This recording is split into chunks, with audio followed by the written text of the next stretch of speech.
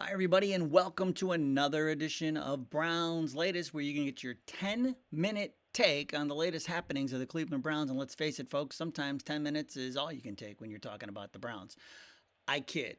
Lifelong fan here, grew up in Cleveland, covered the team for local radio and television stations here in Cleveland, and I love my Brownies, and we want nothing more than for them to win. On today's show, we're going to talk about the latest in the draft.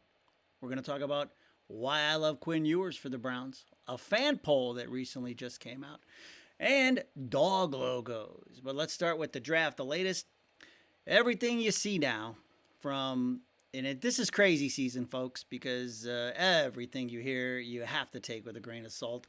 Everybody's got a rumor. Everybody's got the inside track. Everybody knows what every team is doing. And honestly, folks, nobody knows. The only person who knows at this point what the Cleveland Browns will be doing with the number 2 pick in the draft, let alone 33 and the rest of them, is Andrew Berry. And I can probably say that he probably isn't even sure what's going to happen right now. All indications are Cam Ward will go to Tennessee, and then the Browns will be on the clock.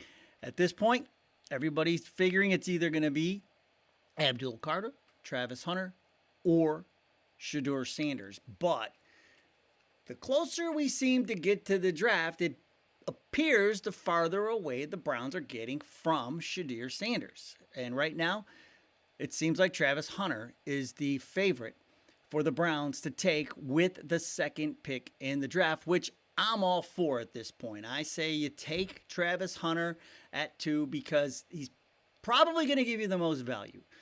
The Browns are on record as saying they will play him at wide receiver, but then he'll also be a part-time cornerback. So you get a lot of help on offense, you get a little help on defense, and I mentioned it before. I think that having Deion Sanders around him and also Shedeur, I think it helps these guys as far as NFL maturity, knowing what to expect, and as far as getting them ready for the NFL. I don't think they could have a better mentor than Deion Sanders. So that's the latest. That's where we're at this point, folks. It's these 3 players that are out there that everybody's talking about. But right now, the tide seems to be shifting towards Travis Hunter. But I think if they take Travis Hunter with that second pick, you have to commit to a quarterback in one of the later rounds.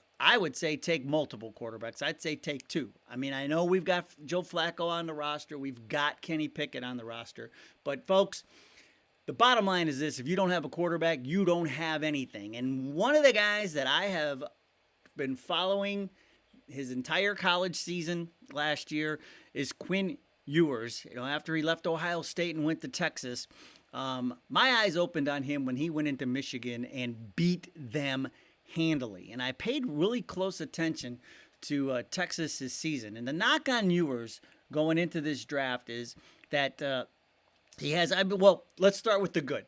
And I don't think anybody can deny how strong his arm is. He's got a live arm. He can throw the deep ball. He can throw the deep out, which in the NFL, that is a telltale sign of any quarterback. You have to be able to throw that deep out because it'll be intercepted all day if you can't. But the knock on him is he's inaccurate sometimes, and his decision-making isn't always the best. But here's the deal, folks. Whether it's Quinn Ewers, Jackson Dart, Will Howard, whoever you take in the second, third round of this draft, they're not going to start right away. You do not want them to start right away. I look at Ewers, and here's what I see. I see a guy who he reminds me of Aaron Rodgers. He's always got that poker face on. Nothing seems to faze him, and he's got that cannon. And you saw it in those games, especially the playoff games, the SEC championship game against Georgia. The offense was struggling. Georgia, good defense, but their offense was struggling, but he kept finding a way to bring them back and get them the lead, and then the defense would let them down. That's how they ended up losing that game in overtime. They lost that game on a touch. He got them the lead. They tied the game, and then he got them the lead, and then they blew it in overtime. The defense did. Same thing. That the Clemson game he rolled. The Arizona State game to me was that kid was just nails in that game. That defense just kept giving that game away. Ewers would get them the lead back, and the defense would give the lead right back up. And Ewers just kept coming back, would not be denied, and got them the win. And even in Ohio State, the national championship game, and I know everybody likes to talk about that fumble, but that was all Jack Sawyer. Again, the offensive line, which Texas's offensive line was not as great as everybody makes them out to be.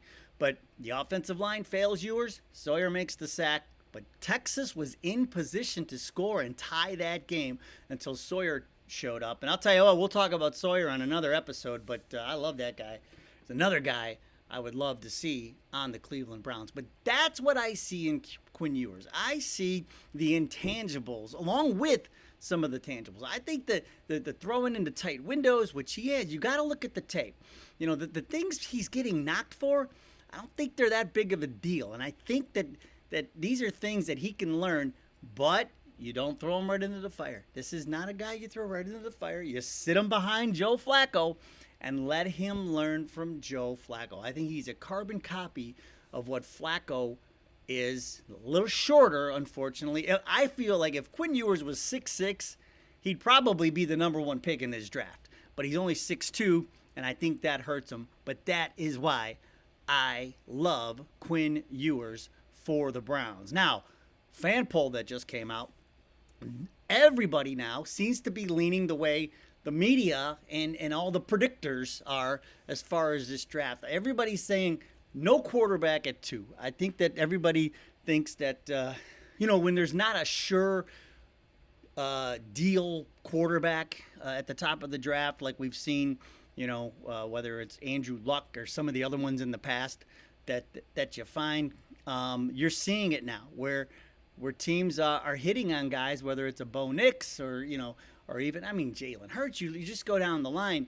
It is so unpredictable as far as this draft goes every year in the NFL, especially with quarterbacks. And nobody knows that better when it comes to finding a quarterback than a Cleveland Browns fan, because it is the hardest thing to do. We haven't gotten it right since Bernie. And I will say, Joe Flacco, that stretch of games that he had, that was the closest I felt as a Browns fan to the Bernie days when Bernie was playing. It was so much fun. They were winning. They were doing all the right things. It was a guy you could root for. And boy, oh boy, it has been such a long time since we've had that. And hopefully we'll get back to it. But the fans in this poll say no quarterback at 2. Let's go get a playmaker, somebody else, because there are other quarterbacks that we can get a little bit later in the draft. And I do agree with that. And we're going to end this episode talking about dog logos. A buddy of mine sent me a thing the other day. Remember a couple years ago when we were trying to decide what dog logo they were taking a vote on the dog logos, and then it got me thinking back to, remember when we got the new uniforms and they came out and everybody said, what's different? And they told us the orange is oranger. That was already 10 years ago. The orange is oranger, and there's like the nonsense that we deal with as Browns fans. Things that, like, who cares? We got to get a quarterback. That's what we need. We need to be voting on quarterbacks, not dog logos and orange is oranger and all this other stuff. And now it's with the stadium. Last year was, help us decide the field design. And it's like there are all these things that I think the team cares about. And I think they think the fans care. But I'm telling you, folks, as a diehard Browns fan, we don't care. Just win. Get a quarterback and win. That's all we care about. All right, that's going to do it for this episode. There's your 10-minute take on the Browns. Please like and subscribe. Also, get your comments down there in the comment section. I'd love to read them. We'll respond in future episodes, and we'll see. We'll see where this team takes us. It hasn't taken us far in the last 30 years or so, but hopefully we're on an upward trend here in 2025. That'll do it. We'll see you next time.